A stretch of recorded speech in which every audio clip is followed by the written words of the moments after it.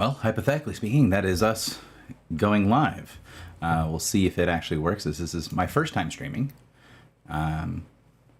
We are live. Awesome. All right. Well, I don't see a way to manage this from my live streaming side of stuff. So if there is chat, it'll have to be it'll be a thing. Is it still not showing that I'm live, or is it showing I'm live now? You're live on YouTube, yeah. Interesting. Yeah, because the YouTube studio still says, hey, these are all the things you have to set up. So I guess I'll stop worrying about that, and we can just jump right into it. So let's get rocking. Hey there. I am Permanent DM. I'm the creator of the game All Mice Die.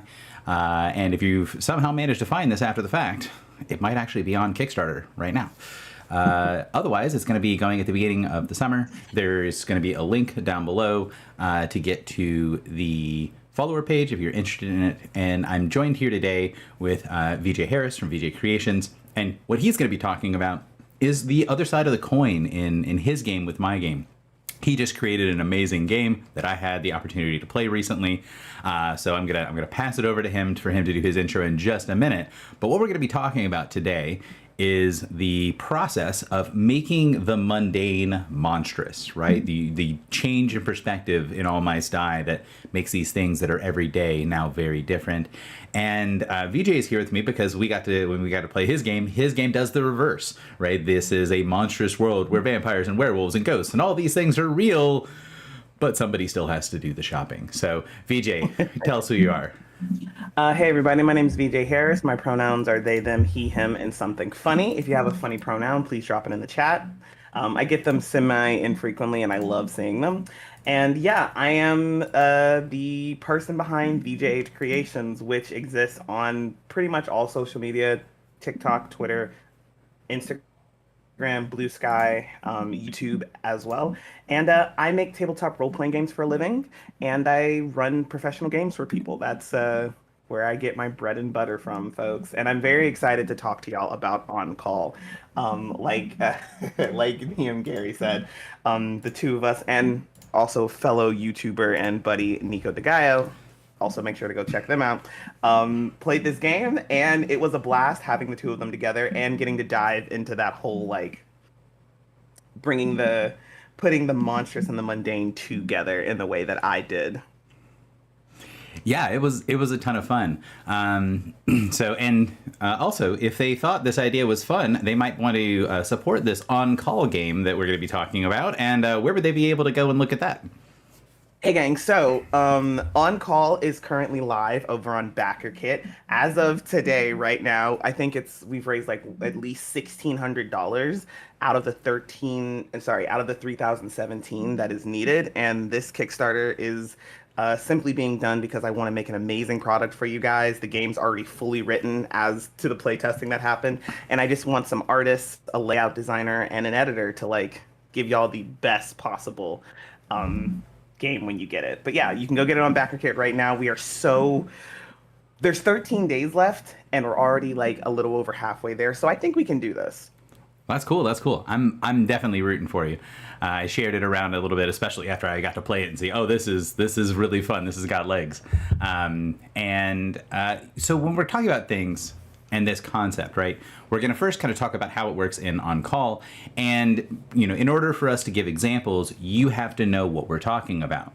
So what does it mean to bring the mundane into the monstrous? What are some sort of examples that you can think of? Well, it's basically anyone who's using the jet engine to blow dry their hair, right? They have this thing that's way more power, way more stuff than they need, but they still have basic things they need to get done. So some popular examples, right? If you watch the first Incredibles movie, is chock full of these things. It's not just a mundane secret identity, this is who they are in their real life. There's actually more to it than that, because you get to see them, oh, we've got to vacuum the hallway, and if my arm can extend all the way down the hallway in one go, or we need to get under the couch and you can just lift the couch in one hand. That sort of idea of the vacuuming still needs to get done. even if you can punch through a building. That is really fun. And the same thing with if you're more of a literary person, the Discworld from Terry Pratchett is full of these things. You follow around some people that are very high and mighty and magical, and you also follow around people that are very much on the lower power scale. But no matter where you are, you're having to deal with the ideas of what little mundane things come up in the world. You're dealing with having to have a new pair of shoes as a patrol officer in a magical city, or you're having to deal with the Veruca gnome because you did not properly manage your toenail clippings, and so now someone has a little piece of you to do something with, right? There are all these little pieces that are just mundane actions that are made so much more fun in the context. And one of the ones that I got to play through that I had a lot of fun with was, hey, it's the full moon, it's dark, it's howling, there's all this stuff happening, and yes, that's a big adventure with a lot of drama, but also, you gotta put the kids to bed. So tell me a little bit about that scenario. Tell me a little about how you kind of put that together for On Call. Yeah, so just to give y'all the scope of this, I ran 2 scenarios for Gary and Nico, which, by the way, folks, that full playthrough is over on my YouTube as well, so y'all can go check that out if you want to. One of them was called Bounty Hunter, and the other one was called Babysitter. So the babysitting one, first off, you mentioned The Incredibles. It was inspired by The Incredibles when that one girl had to babysit Jack, and he got all of his powers, and it was a mess, right? So picture something similar to that, but with 3 of them. So obviously their parents are shifting during the full moon. They're toddlers. They're 3-4 years old. They shouldn't be able to shift at this point. And it's okay, we're gonna go shift, but we need somebody to watch these kids, right? So they call a human babysitter, and it's not a problem because, one, werewolves, magical creatures exist, are openly known in the world, but also it's been an open secret in West Yellowstone for years prior to everybody coming out of the supernatural closet, as it were.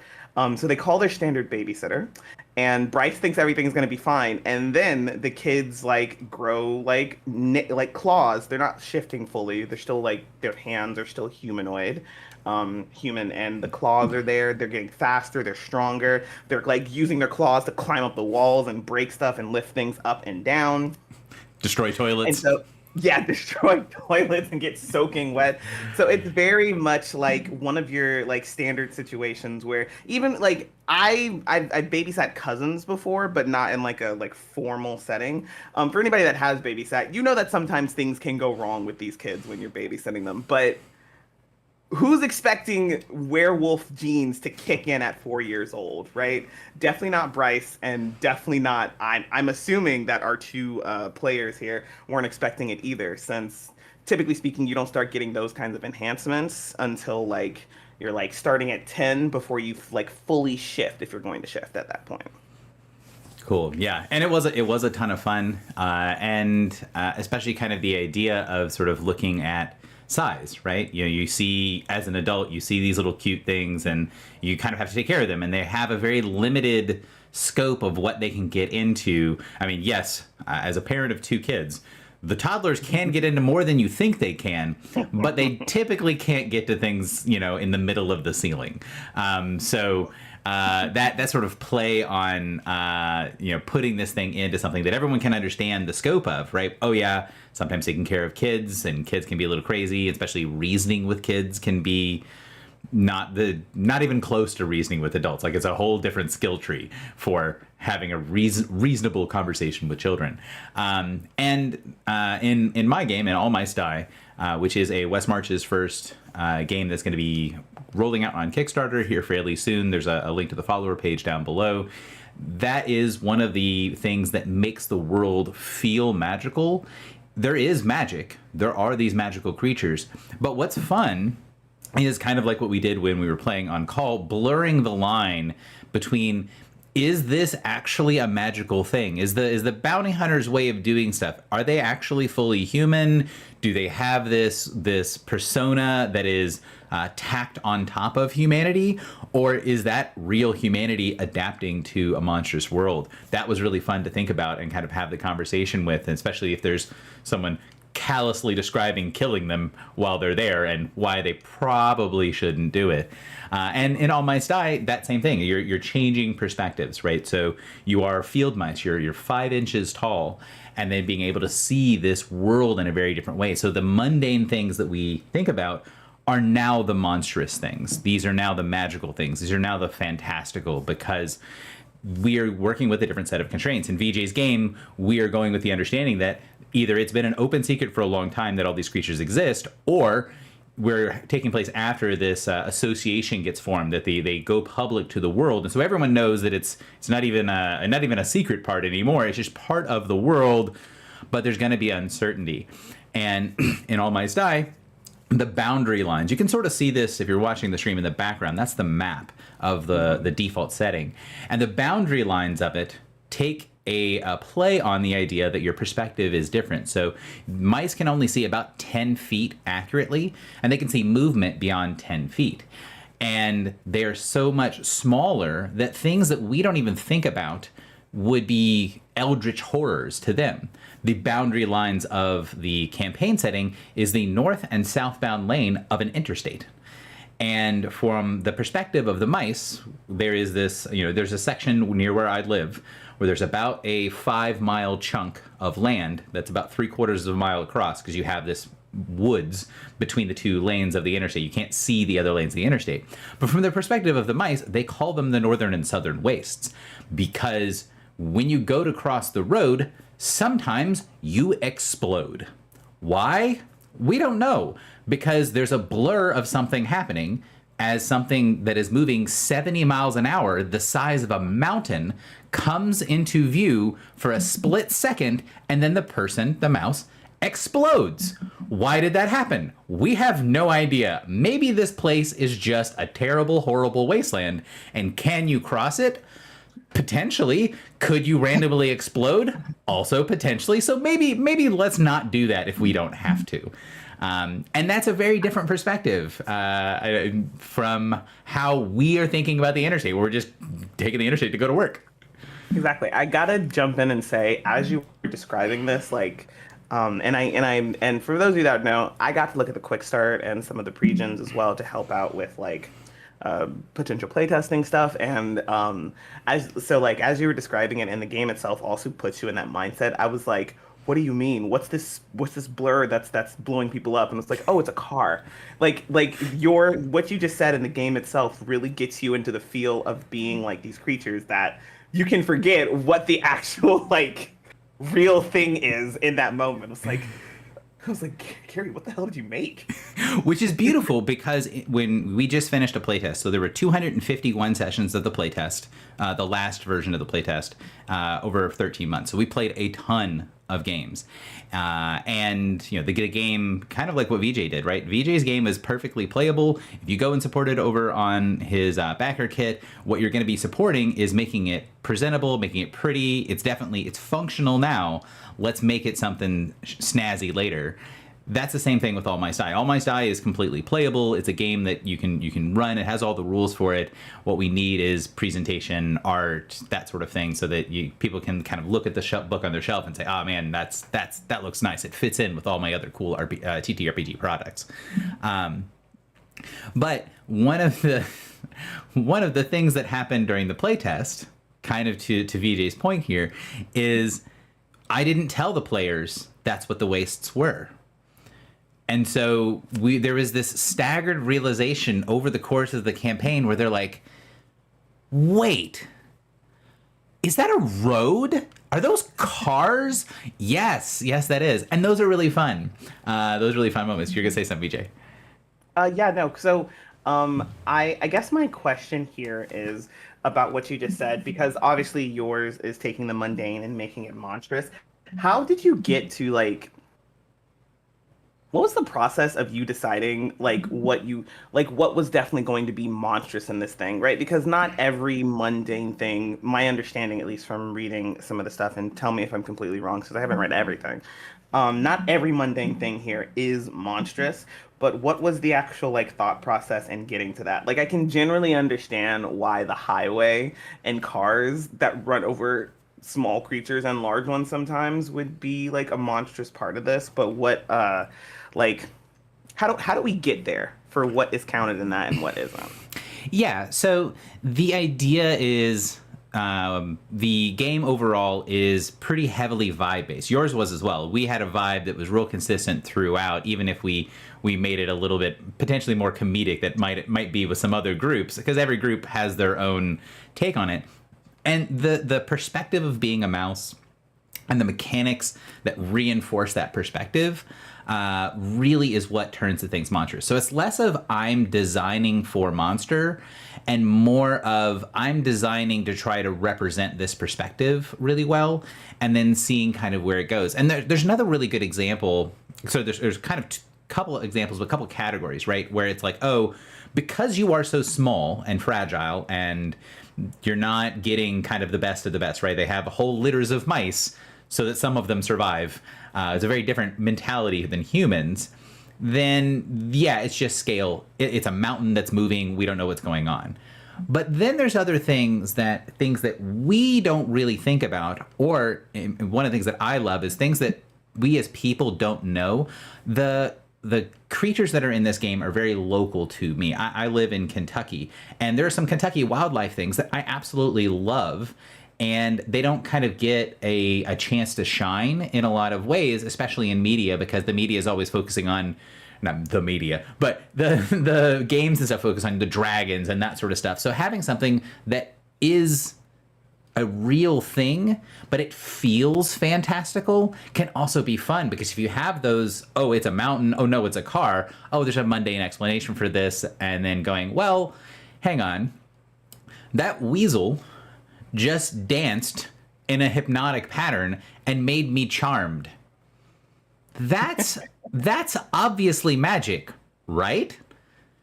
Well, no, not really. Actually, if you have a minute and you want to go and type it into YouTube of looking for the weasel dance, that is a thing that weasels do. They will oscillate and move their bodies in this bizarre way, and their prey will just stand there hypnotized, confused, as they wiggle their way up to them and then kill them. And that is terrifying. Imagine you're a human and you're in the woods, and as you're walking along, you see this thing that like breaks your brain. You're like, what is that? I don't understand what I'm looking at. What is happening here? And then all of a sudden a cougar jumps on your face. Like the idea that they kind of short circuit the processing power of their prey. It is something that really happens, but it blurs that line between the monstrous and the magical, so that when we do have creatures with magical abilities, you kind of have to question, like, how much of this is real? No, oh man, that is so. I had no idea that they did that, right? Like, holy. This is one of the things that I really love when incorporating like real world aspects into these kinds of games, whether it's my stuff or your stuff, because folks don't know, everything that I make when I make things like On Call or Hunt RPG, which is a vampire agent hunting game, or The Gift, it's all set in our real world because I like those grounded elements, and this also being set in the real world but with our grounded elements like elevated. Actually getting these like moments of like, oh, that's a legit thing, like they do that, versus like, oh, the Three Bears Lodge, the Three Wolves Lodge, I can't remember the name of the lodge, actually exists. This is a real town, these are real woods that people are running through, kind of thing. Oh, that is so cool. Yeah, and it's funny because, you know, again, through the playtest, we had people that were playing in the game that were all over the world. So, you know, when there were locals coming in and I could say these certain things, most of the time they'd be like, oh yeah, I understand. I know what that is. I know what a skink is. A skink is a little lizard.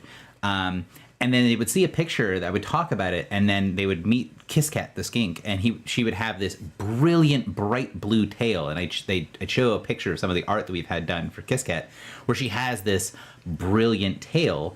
And people who are playing who are in Europe just sort of assumed that wasn't real, because if you don't know that color is actually the color of their tail, you're like, okay, well, yeah, it's a lizard, but the fantastic element is that they've got this bright blue tail that has these properties. And it's like, well, kinda, no, not really. And it was even more fun when I started to get to people who are locals, and I find these little twists for local people. Either something that is on the surface looks completely innocuous, and then has terror underneath, or something that on the surface looks completely terrible but is completely innocuous underneath. I've had a couple of people who responded to the quick start document, because in the quick start you have the opportunity to meet a character called Woodwallow, and Woodwallow is a hellbender.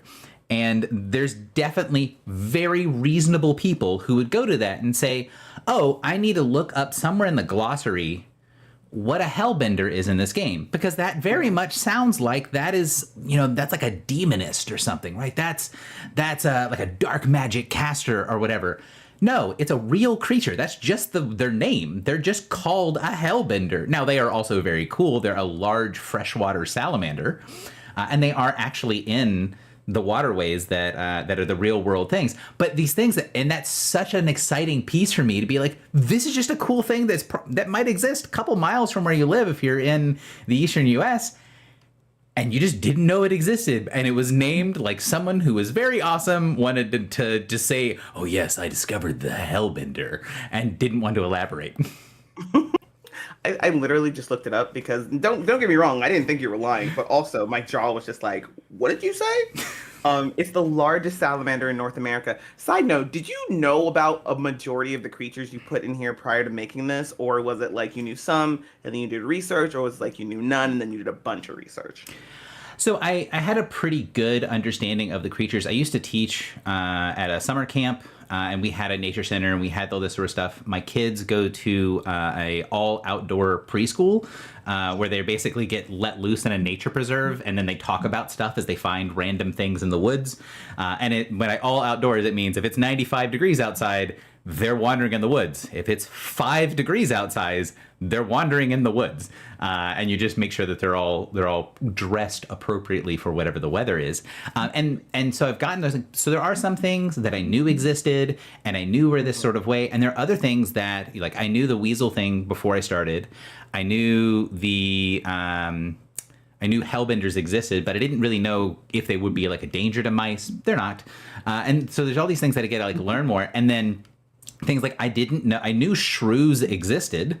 I did not know that shrews were venomous. That was not on my bingo card. Again, this is the beauty of watching people get to experience this game, is they'll look things up and be like, wait, they are venomous. Wait a minute. But the venom is not dangerous to humans, right? So from our big human perspective, shrews are a mundane thing, because the idea that there is a creature that is roughly our size that has venom spikes hidden in their wrists they can stab and envenom you with, that is horrifying. But it's not horrifying to us because they're very little and their venom is not dangerous to humans. Hey folks, whenever you see me looking away from the screen, it's because I've now looked up what Carrie has just said to me, and I'm reading this. Yeah, if I was a mouse, I wouldn't be multiple mice, unless I'm 3 mice in a trench coat. I would be so scared. Which is funny, because there's two things. One, I like the slip of "if I was mice," because in All Mice Die, you typically are mice. And that doesn't mean that, we're being silly. We're 3 mice in a trench coat, although totally do that. That'd be fun. But it's rather you control a noble family, right? The world is monstrous. The world is dangerous. So the idea of, we go out and this terrifying thing that I didn't know was terrifying until right this moment kills me, and I lose my character. Especially if you're used to playing in games where it's like, I've written huge backstories for my character. Well, you don't do that in this game. You can write those huge backstories, but that's your family. That's your house. That's the legacy of your whole family. And it's up to your individual mice to find a way to add to that. And you're playing one mouse at a time, but when that mouse dies, has other stuff to do, goes on adventure, needs to rest, needs to craft potions, whatever it is, you always have more mice. You always have more family members. So yes, you're playing a mouse sometimes, but oftentimes people think about it as we are playing mice. I do want to do kind of one last creature to bring up. because especially if your formative media and shows, especially animated shows when you were younger, are similar to mine, this might not be a surprise to you. But as far as the distance between what does this thing look like to a human and what does this thing look like to a mouse and why, that distance is probably the biggest in the loggerhead shrike. Do you know what a loggerhead shrike is? So there's a bird. We have one that lives very close to here that is frequently around my bird feeder staring at things. Yes, I know what it is. I don't know the name, but I know what these are. Yeah. And some people will know the shrike or things like that. And these things are terrifying because if you go and you just do a quick Google search, they look like just a chill little bird. They're just a little guy. They're fine. No worries. And then you see, oh, their other name is the butcher bird. Is someone being extra? Is this like that Hellbender thing where, oh, no, they're called the butcher bird because they were around butcher shops a lot? No, that's not the reason they're called the butcher bird. The reason they're called the butcher bird is much, much darker. Because being killed by something is bad. Being killed by something slowly as a form of display to others, and that's the default method, not because they were angry with you, is a whole different game. I feel like you scrolled down on the Wikipedia page, VJ. I did actually. I did. Wow. I always find that it's a lot scarier. I don't know why. I know this isn't true for other people when you have animals in the wild that do that kind of thing versus like actual people doing it, because I know people can be like monstrous people, right? But when I find a bird or any animal that displays tendencies that we might find in human beings, like these kinds of ones, it's like it's that overlap, that weird. Yeah. I do have another question for you about Shoot. all of this. So the mundane as monstrous, is there examples or plans to also put like the ability and tell me if I've already seen this and my mind's just like forgetting it, because I'm also thinking with this like, hey, Ratatouille, Remy breaking into somebody's house and getting all that stuff and whatnot. Is there also that element of that in there, like actually being to go into somebody's home and finding things that are, and like obviously the scope and size of that also being like potentially monstrous, or is it all just, hey, we're out in the wild kind of situation? Yeah, so that was one of the things that we talked about a lot. There was another game while we were doing playtesting that came out that we really, really enjoyed that we played as well, where you get to play like fairies in an attic, basically, where you are directly next to humans, and it had a lot of play on this scale and stuff, and it was a lot of fun. And I really wish I could remember the name off the top of my head, but I might be able to put it in the notes down below later. But that game also had that. This one was a little different because one of the things that I thought would be fun is being close to humanity, but not having a reason for humanity to be there. The idea that the human in themselves is around is something that I'm not saying I'm against exploring, but I wanted to kind of say, okay, let's be human adjacent, but have a reason to not be there. There's a lot of shows and a lot of like media and stuff from when I was a kid that like they'd have this magical world and they'd be doing this stuff, and then sometime, late in the season 1, they'd zoom out and you'd see a human sign on the outside of the gate that says, this is the nature preserve, and that's why there's no humans in there, or, this is the toxic dump, or whatever, like whatever the thing for the show would be. And so I was thinking of like, where could we naturally have something interesting where it'd be human adjacent, but not humans there. And that was the thing of the interstate, right? Is it possible for a human to stop their car on the side of the interstate, get out of the interstate, and climb down the like 60-foot ravine into the center of the interstate? Because it is, one of the things that we'll probably put on here is in the web app. If you want to see the what the counties look like in real life, you can see the Google Street View of where this place is, right? And it is technically possible for a human to come down there. It would be very difficult, and there's not a lot of reason because it is in the middle of this interstate. And so you have things like the one of the places that is very big in here is the Block and the Warrens, which are the front and back end of a dump truck that when the interstate was being built, it fell down the hill and it's just there turning to rust at the bottom of the ravine, because getting it out of there was way more effort than they wanted to put into it. And so like, yeah, no, it's completely destroyed. But then the mice kind of have that as a big part of their city, because if you're a mouse and you're used to dealing with threats that can tunnel and do all these sorts of things, having the back end of a dump truck, where you basically have multiple sides that are just stopped by metal, you can't tunnel through.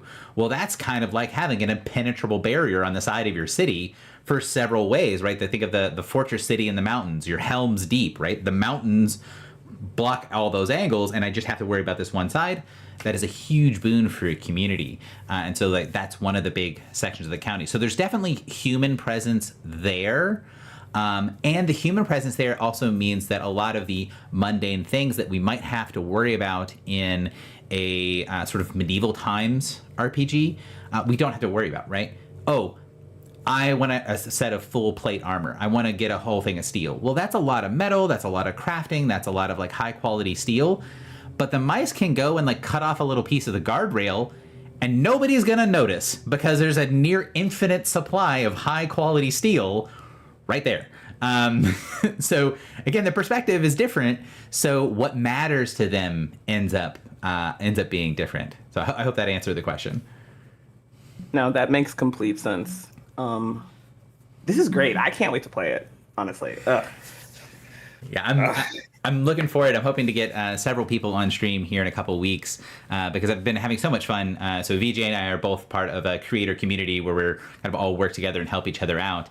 And like Nico and I got to play in his game, I'm hoping to do a similar thing to get several people playing in my game, because we've had so much fun with it and had so much fun with the sort of changing perspectives and sort of putting in some human elements that look very weird, like the cars, but also like smaller things. One of the people that ran an adventure for me is he wanted to make his own adventure during the playtest. He made an adventure around somebody losing their Apple Watch and it falling into the counties, and them trying to figure out how the Apple Watch worked, because it had all of these like apps and stuff, but they all work by touching, right? Like it's a touchscreen for the but they don't know that it has a battery that's going to go out at some point if they don't do something with it. So they have this effectively consumable because they don't know how to recharge it, and then it builds from there. And one of the things that ends up being really fun in the game is, yes, you have these human elements, you have this perspective change and stuff, but there's also perspective change on your scale. And this is the last big piece of the puzzle for the sort of twist between the monstrous and the mundane is, yes, there are these things, there are other supernatural creatures, there are like hybrid sort of chimera like creatures that are created by magic. You know, your Shrike also has the ability to do things where they can teleport, and the Hellbender can go invisible. That's very obviously not real things that they can do, but they can do it because magic is alive. Magic exists, but it doesn't always exist. In the game, all mice know that magic dies every winter and is reborn, transformed every spring. That means for people running the game and people playing the game, there's always stuff to explore because the rules will change between the years. It's sort of like if you've played D&D for a long time, there were things like the Time of Troubles or the Spell Plague. There are these events that sort of explain in world why the rules have changed, why there's new races or classes or spells or abilities or whatever. They have to kind of put that in world. Well, in this game, that doesn't happen every now and again. It happens on a schedule. And the fact that you're playing characters that are casting spells, that are talking, walking, making armor, using swords, that is all magic. So all mice know as the year ticks down, they know when winter comes, when magic dies, they're going to lose their sentience. They're going to become mundane. And the fact that they know that and they can think about that and they can imagine a world where they will not be able to think is in itself a monstrous feeling. And then having to deal with that psychologically is a little rough, but also having to physically deal with that ends up generating something that is a lot of fun in the world. We realized while we were doing this, players that were trying to figure out, how do we make it to the next year? Well, to tie this all right back to what we were talking about before, basically you have to design for toddlers. Because what you need to do is you need to make a fallout bunker, and you need to make it have logic gates. Because if the mouse is smart enough to figure out the puzzle, that means magic is alive, and so they don't need the protections of the shelter and they can escape. If they're not smart enough, because they're normal plain field mice and magic does not exist, you have to create this thing that traps them inside, but traps them inside with food and water and enough materials. And, you know, since we have this shelter, we should probably put like things that are valuable to us in it.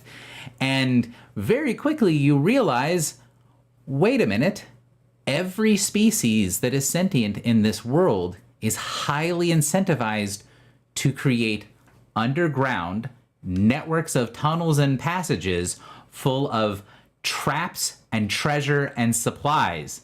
Hey, wait a second. Are we playing Dungeons and Dragons? No, but we definitely have the dungeons because that's built into the world. No, that makes a lot of sense. Like I said, I'm very excited for this game.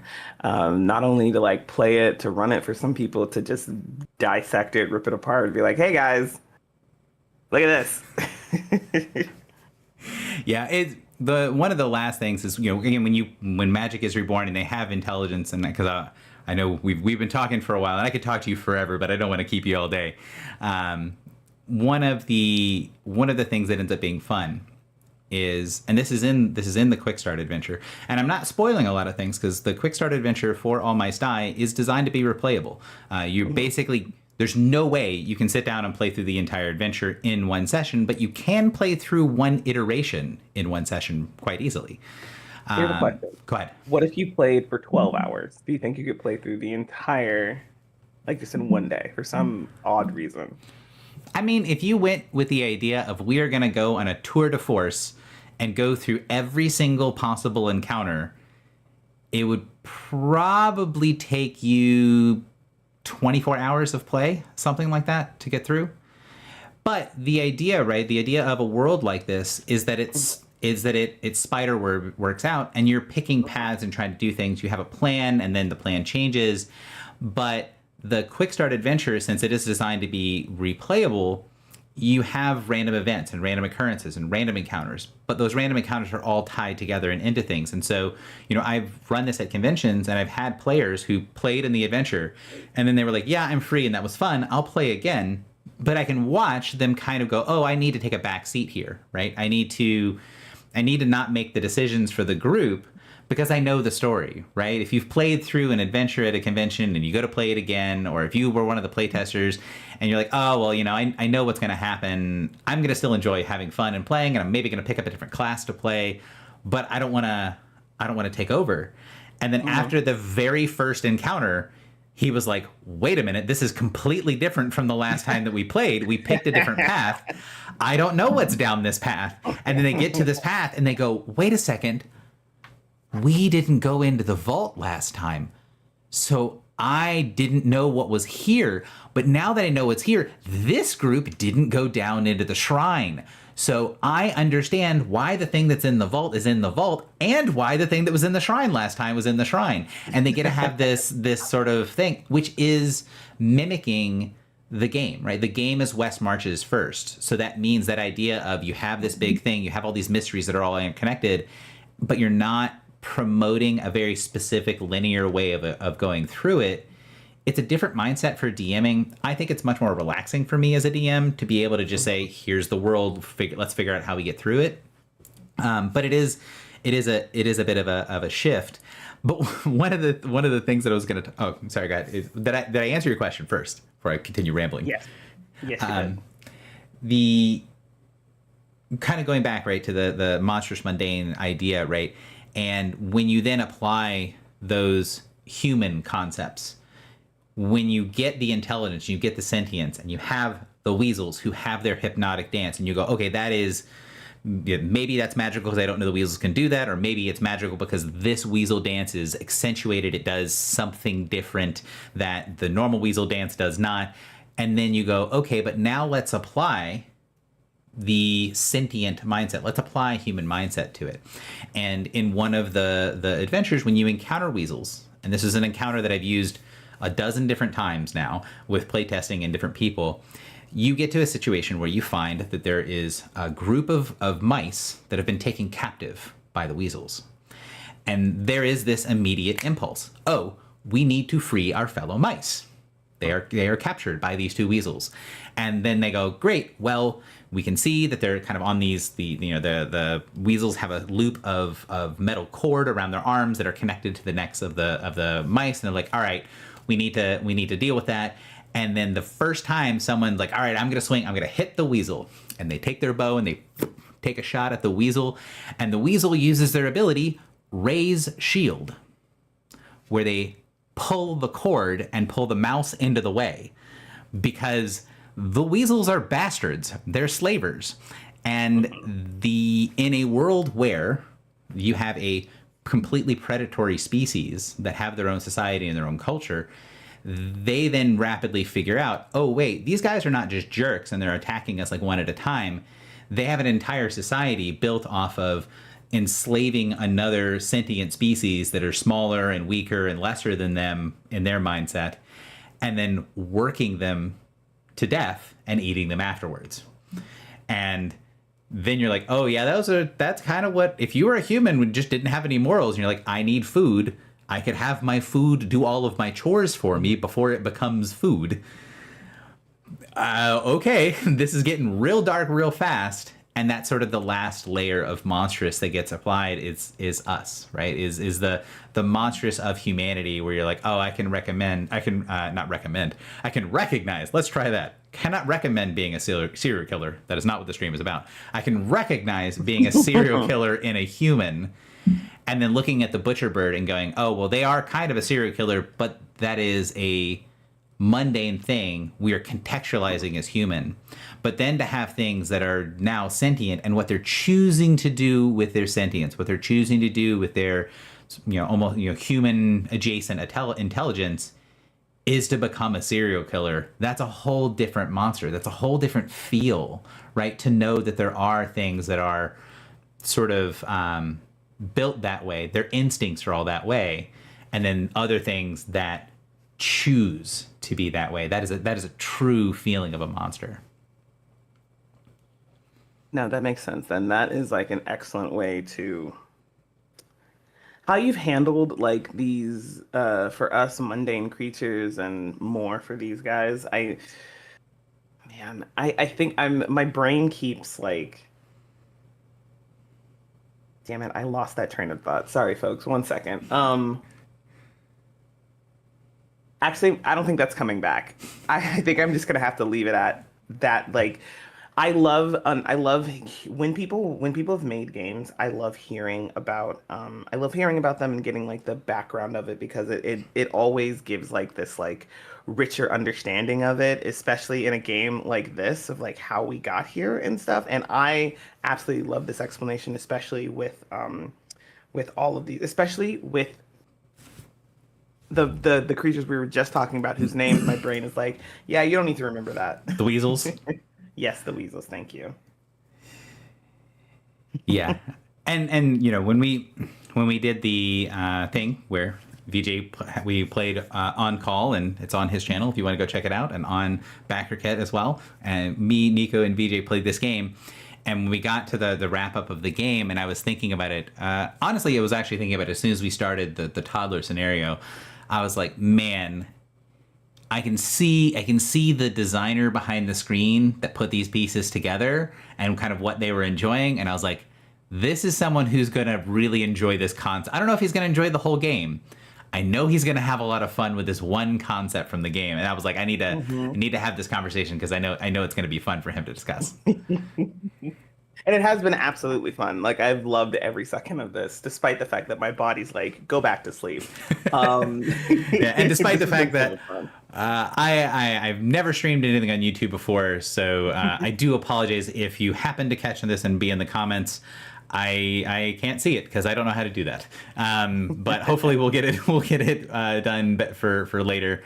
We'll figure it out. But thank you very much for joining us, for listening in. If you caught this late and you kind of want to follow it back, it'll stay on my channel as well. And there is going to be a supercut of these interviews that I'm doing to cover All My Sty, where there's going to be certain concepts, certain topics that Editor Amber, hello Editor Amber, is going to take from these different interviews and say, okay, what are some highlight moments from this? What are some highlight moments for this? So if you really want to kind of just listen to the vibes of a thing, have it go through and pick up these little pieces. And if you decide, oh, I want to know about how the monstrous is mundane and how the mundane is monstrous, then you can maybe go to this full interview. Or if you instead want to learn about how in All My Sty, those dungeons we talked about, they are repeatable. You can go back to them. They're designed to be places you go to over and over again because these are layers of peoples doing things in the same locations.